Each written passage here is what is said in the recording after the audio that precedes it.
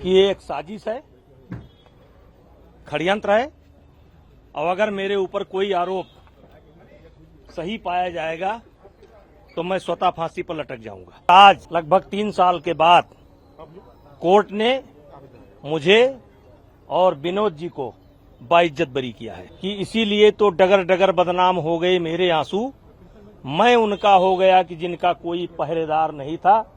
पदलोभी आलोचक कैसे करते दर्द पुरस्कृत मेरा, मैंने जो कुछ गाया उसमें करुणा था, श्रृंगार नहीं था।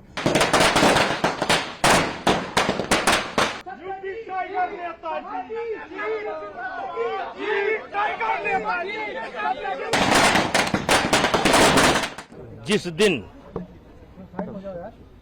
यानी 18 जनवरी 2023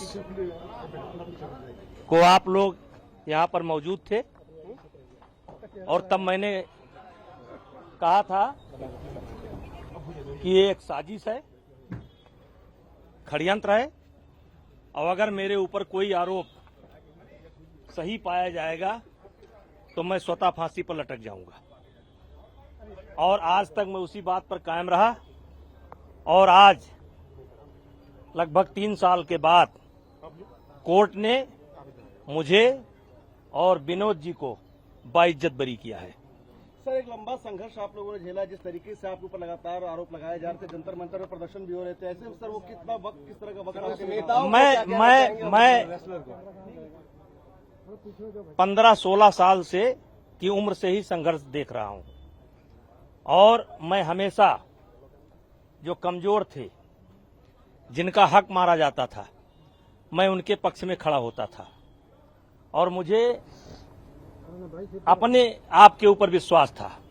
मैं सामने वाले को नहीं जानता हूं कि सामने वाले के दिल में क्या है, लेकिन मैं अपने आप को जानता था और मुझे पूरा विश्वास था कि मेरे साथ न्याय होगा और मेरे साथ न्याय हुआ और कभी मैंने अपने आप को अपराधी महसूस ही नहीं किया।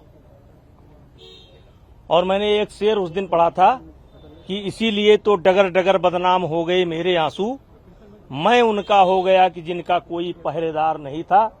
पदलोभी आलोचक कैसे करते दर्द पुरस्कृत मेरा, मैंने जो कुछ गाया उसमें करुणा था, श्रृंगार नहीं था। हम जो जूनियर खिलाड़ी थे, जिनका हक मारा जा रहा था, हम उनके लिए लड़ाई लड़ रहे थे और मुझे प्रसन्नता है कि उस लड़ाई में हमारी ही जीत हुई और मुझे विश्वास है कि जिस लड़ाई को लड़ करके हम निकले हैं, यानी जूनियर खिलाड़ी की लड़ाई को लड़ करके निकले हैं, उनको न्याय मिलाए।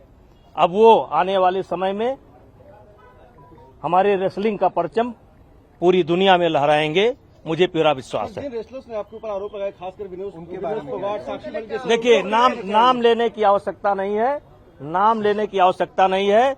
पहलवानों के साथ साथ ये आज जो बड़ी बड़ी पार्टियां आप देख रहे हैं, याद करिए जंतर मंतर पर कौन नहीं बैठा था? प्रियंका जी चली आई। आम आदमी पार्टी तो पूरा खाने पाने की व्यवस्था कर रही थी। लेफ्ट राइट जो आप देखते हैं ना, यहां कोई बचा था? मेरी फांसी की मांग हो रही थी, जिंदा जला देने की मांग हो रही थी।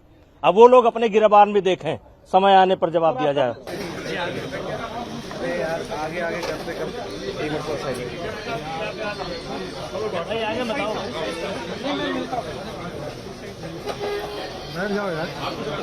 बैठ जाओ पीछे उधर चलिए। एक मेज मिलाओ, एक छोटी मेज लाओ, एक छोटी मेज।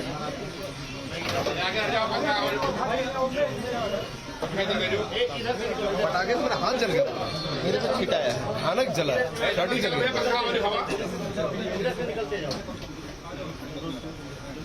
इधर से निकलते जाओ। एक मेज भी, एक टेबल छोड़ो।